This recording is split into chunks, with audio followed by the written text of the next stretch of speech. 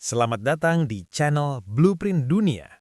Di sini, kita menelusuri cetak biru di balik penemuan dunia. Bukan sekedar apa yang ditemukan, tetapi bagaimana, mengapa, dan dari kesalahan apa sebuah inovasi lahir. Kisah kali ini bukan tentang teknologi canggih, bukan tentang penemuan revolusioner yang langsung diakui dunia. Justru sebaliknya, ini adalah kisah tentang sebuah mainan sederhana, terbuat dari bahan murah, pernah dianggap remeh, dan hampir lenyap sebelum dunia sempat menyadari nilainya. Hari ini, benda itu dikenal sebagai Lego.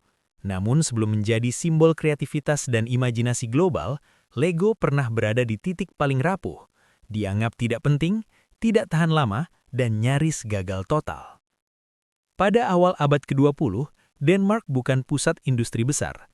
Negara ini relatif kecil, ekonominya sederhana, dan masyarakatnya hidup dari kerja keras serta ketekunan.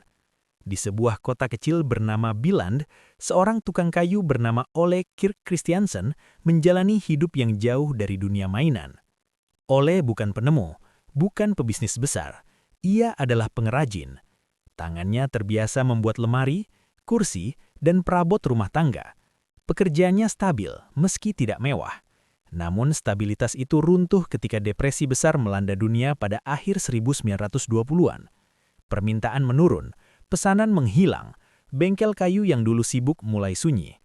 Dalam situasi sulit itu, Ole harus memilih, menyerah atau beradaptasi. Ia memilih beradaptasi. Ole mulai membuat benda-benda kecil dari sisa kayu. Awalnya bukan mainan, melainkan barang murah yang masih bisa dijual. Namun seiring waktu, fokusnya bergeser.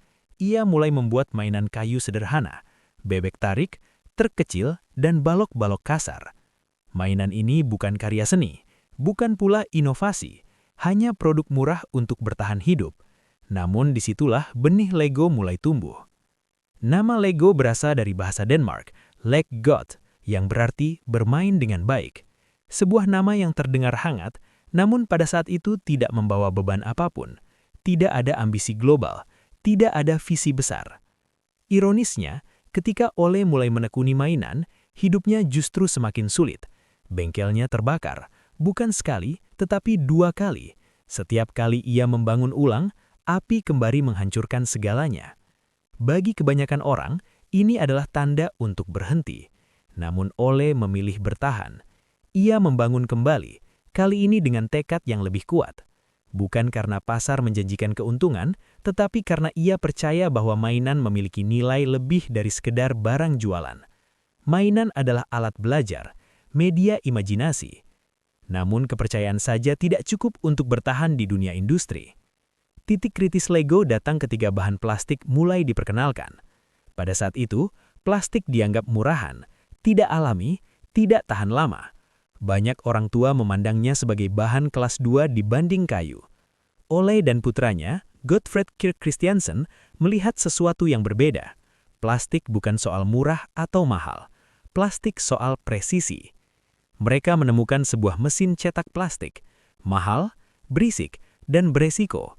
Membelinya hampir menghabiskan seluruh modal perusahaan. Keputusan itu dianggap bodoh. Mainan plastik belum populer. Pasarnya kecil, dan kualitas plastik pada masa itu sering dipertanyakan. Banyak produsen gagal karena produknya cepat rusak. Namun Lego mengambil resiko itu. Mereka mulai memproduksi balok plastik kecil yang bisa disusun.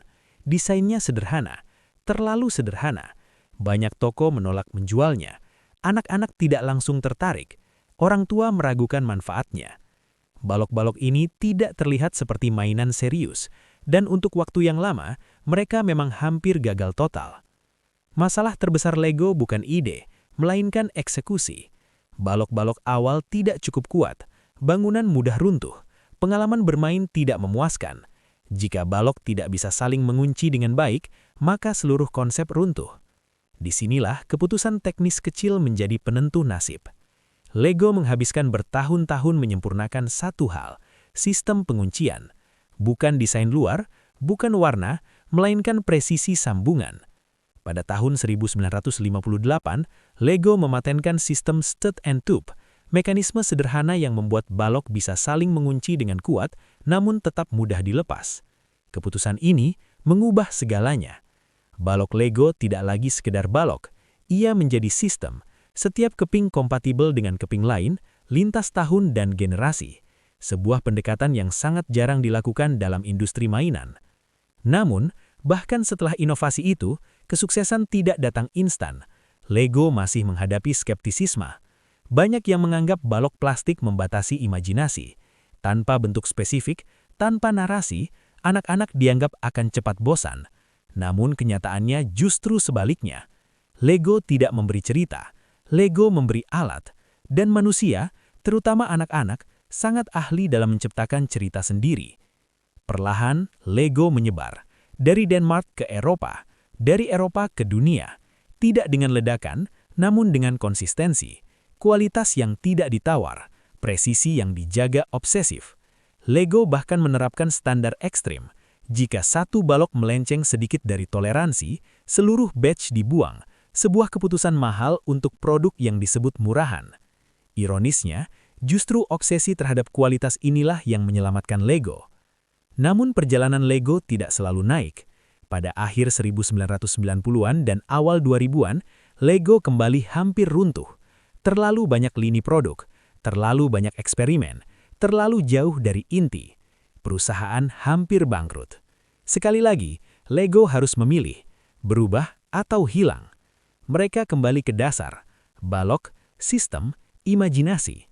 Mereka memangkas produk, menyederhanakan proses, dan fokus pada apa yang membuat Lego berbeda sejak awal. Dan strategi itu berhasil. Hari ini, Lego bukan lagi mainan murahan. Ia adalah simbol kreativitas, pendidikan, dan desain modular. Balok yang dibuat puluhan tahun lalu masih kompatibel dengan balok hari ini. Sebuah konsistensi yang hampir tidak pernah terjadi di industri manapun. Lego mengajarkan satu pelajaran penting, bahwa ide sederhana bisa gagal bukan karena tidak bernilai, tetapi karena belum siap, dan bahwa bertahan seringkali bukan soal inovasi besar, melainkan keputusan kecil yang diambil dengan konsisten. Jika Anda menyukai kisah seperti ini, kisah tentang penemuan yang hampir gagal lalu bertahan karena satu prinsip sederhana, pastikan untuk subscribe ke Blueprint Dunia. Karena di balik benda-benda yang kita anggap biasa, sering tersembunyi perjuangan panjang yang nyaris tidak kita sadari. Dan Lego, dengan segala kesederhanaannya, adalah bukti bahwa mainan yang nyaris gagal total bisa membangun dunia.